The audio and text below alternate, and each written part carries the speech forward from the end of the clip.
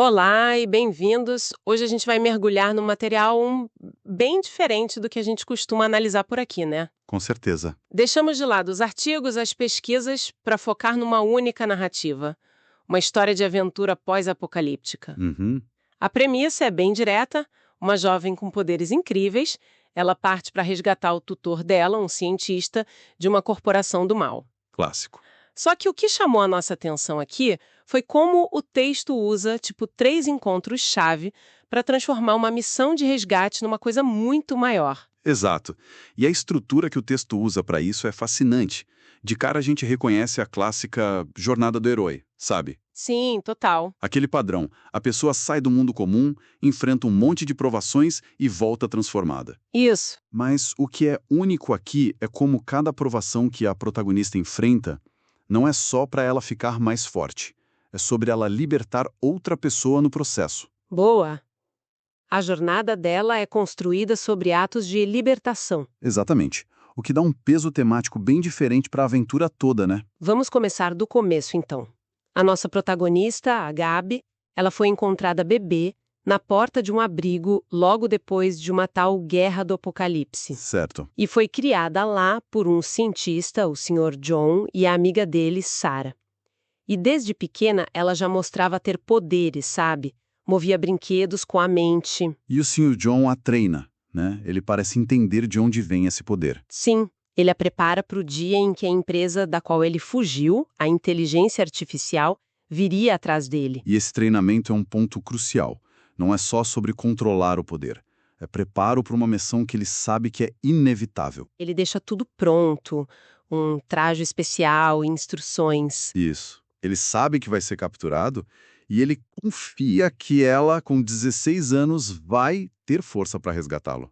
É um voto de confiança gigantesco. Total. Ele é mais que um pai adotivo, ele é um mentor. Um mentor que já a vê como a heroína da história. E o inevitável acontece, o Sr. John é levado e a Gabi parte para resgatá-lo. E logo no comecinho da jornada, a história já mostra que tipo de heroína ela é. Ah, sim. A primeira ação dela. A primeira coisa que ela faz no mundo lá fora não é usar poder. É um ato de compaixão. Ela encontra um gatinho branco, abandonado, e adota na hora. E bota ele pra dentro do traje, né? Isso. E esse ato de compaixão é, na verdade, o primeiro teste dela. O mundo é descrito como brutal, perigoso. E a primeira escolha dela é tipo carregar um fardo a mais. É uma decisão que já define a bússola moral dela e, curiosamente, impõe limites táticos à jornada. Exato. E isso me fez pensar. Ela tem poderes absurdos, supervelocidade, teletransporte, telecinesia. Aham. Mas o texto diz que ela não pode usar a supervelocidade ou se teleportar muito longe porque a força G poderia matar o gatinho. Certo. Isso não soa um pouco conveniente? Tipo uma desculpa do roteiro para ela não resolver tudo em 5 minutos? Olha, poderia ser visto assim, como uma limitação artificial, mas eu vejo de outra forma. Como? A história parece estar dizendo, desde o início, que a verdadeira força não é o poder ilimitado, mas o poder guiado pela responsabilidade. Entendi. O gato é um símbolo vivo disso. Exatamente.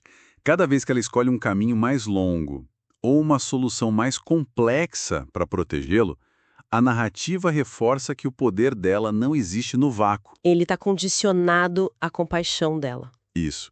O gatinho a força a ser criativa, a ser cuidadosa, não apenas destrutiva. Faz todo o sentido. E ela prova isso logo depois, né?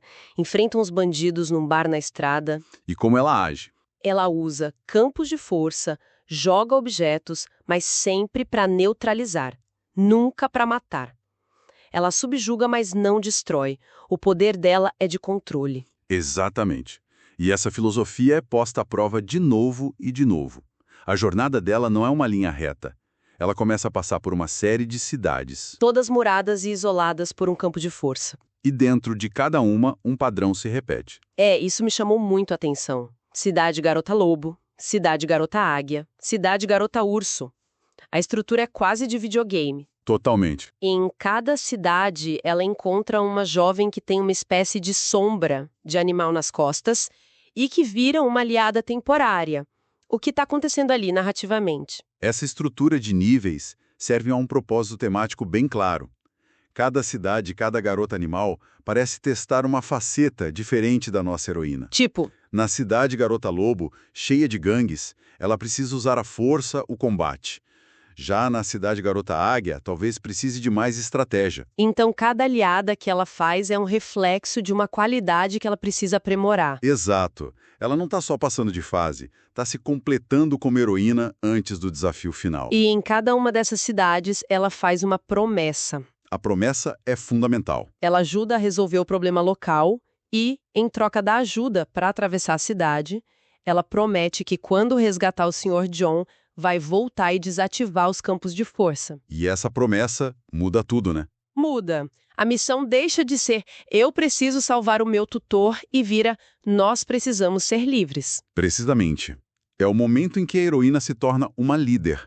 O objetivo pessoal dela vira um catalisador para uma revolução em pequena escala. Ela começa sozinha e focada numa pessoa, mas a missão se expande. Exato. A jornada do herói individual vira uma campanha de libertação coletiva. Ela não quer só salvar o mundo dela, quer consertar o mundo dos outros também. E falando em expandir a missão, a jornada que começou só com ela e o gato tem outro ponto de virada. Ah, sim, a Alison. Ela encontra uma menina de 7 anos, a Alison, presa numa jaula para ser vendida como escrava. E, de novo, sem hesitar, a Gabi a resgata. E esse é o segundo encontro-chave que a narrativa nos dá. Ele humaniza a missão de uma forma visceral. Sim, Se o gato era um símbolo de responsabilidade, a Alison é a personificação do futuro que ela está tentando proteger. a luta ganha um rosto, uma voz. Deixa de ser abstrato. Isso. Ela deixa de ser só uma guerreira para virar uma protetora, uma mentora, uma irmã mais velha. E a gente vê isso na dinâmica delas. A Gabi começa a ensinar a Alison a se defender, não é só proteger, é empoderar. É a transmissão de valores. A primeira peça na construção de uma nova família forjada na estrada. E essa ideia de que os encontros delas têm um significado maior do que parece, isso explode de uma forma quase mítica mais pra frente. Na cidade Leão Branco. Exatamente. Ali a gente descobre a verdade sobre o gatinho branco. Essa parte é ótima. Ele não é um gato qualquer. Os leões da cidade, que são sencientes, o reverenciam como o futuro rei dos leões brancos. O tempo todo, sem saber, ela estava protegendo a realeza. Imagina a responsabilidade. Você acha que está só salvando um gatinho de rua e de repente descobre que está carregando o Simba do Apocalipse na sua mochila. É uma ótima analogia. E essa revelação eleva a narrativa. O primeiro ato de compaixão dela, o mais instintivo, se revela um gesto de importância monumental. A jornada pessoal dela estava o tempo todo ligada ao destino de uma espécie inteira. Isso. Conecta as ações dela a um propósito cósmico. Sugere que não existem pequenos atos de bondade.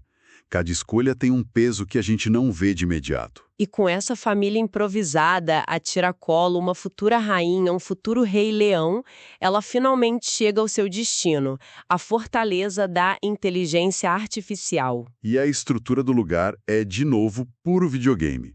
5 andares, cada um com guardas mais fortes e gigantes. E não são gigantes quaisquer, né? O texto diz que eles copiam os movimentos de luta dela. E aqui o simbolismo é direto, mas muito eficaz. Para avançar, ela é forçada a lutar literalmente contra um reflexo do seu próprio poder. O que isso significa na prática? Que ela precisa ser mais forte que ela mesma. Não exatamente mais forte, mas mais inteligente. Se o inimigo é um espelho, a força bruta se anula. Ela não pode vencer na base da pancada. Exato. O maior obstáculo dela nesse ponto não é a corporação. São os limites do seu próprio poder e imaginação. É por isso que ela começa a usar o teletransporte de forma mais tática. Isso. Não só para viajar, mas para se reposicionar em combate, criar aberturas, pensar um passo à frente de si mesma. É o amadurecimento final. Superar não o inimigo, mas as próprias limitações. E depois de superar a si mesma, andar por andar, ela chega ao topo e encontra o Sr. John. Mas ele está preso atrás de um vidro impenetrável. E é aí que a figura do mentor volta com tudo. Mesmo preso, em silêncio, ele consegue guiá-la. É um momento clássico. Através de gestos, ele ensina a acessar um poder que ela nem sabia que tinha, um tipo de sopro sônico. Uma frequência que é a única coisa que pode quebrar aquele material. Isso mostra duas coisas.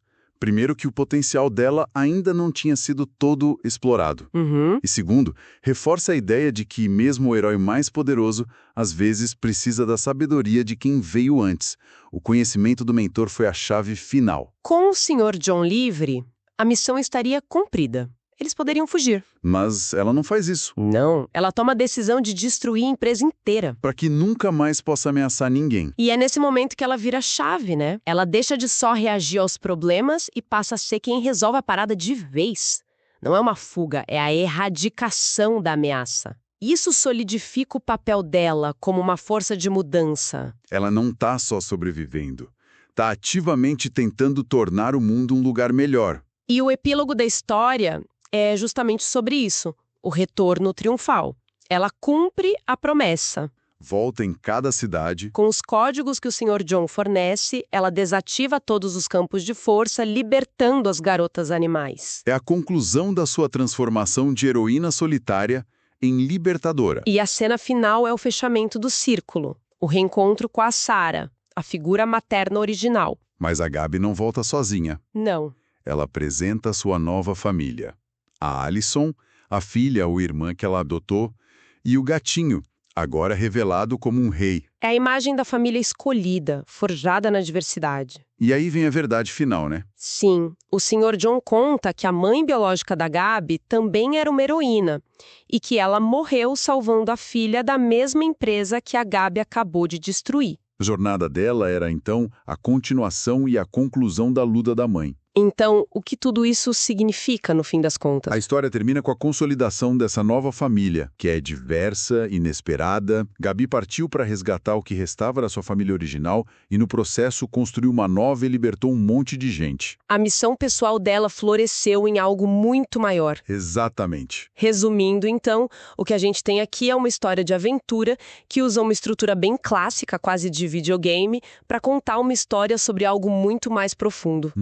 A gente acompanha a jornada de uma jovem que aprende que o poder imenso que ela carrega não serve para conquistar, mas sim para proteger, libertar e, acima de tudo, construir laços no mundo que só conhecia a destruição. Perfeito. A aventura, com toda a sua ação e fantasia, é o veículo. O destino final são os temas. O que define uma família é o sangue ou é a escolha? Qual o peso da responsabilidade que vem com grande poder? E talvez o mais importante, como a compaixão pode ser a arma mais poderosa de todas, especialmente quando o mundo parece ter perdido esperança. O que nos deixa com um pensamento final para refletir? A narrativa revela a origem heróica da mãe da protagonista, mas o destino do pai ou outros detalhes sobre os pais biológicos, isso fica em mistério. Certo. Depois de resgatar seu tutor, destruir a ameaça e construir uma nova família, uma heroína como essa algum dia pararia de procurar por suas origens? Ou a jornada dela nos mostra que a família que a gente escolhe pode, no fim das contas, ser mais forte e mais definidora do que aquela em que nascemos?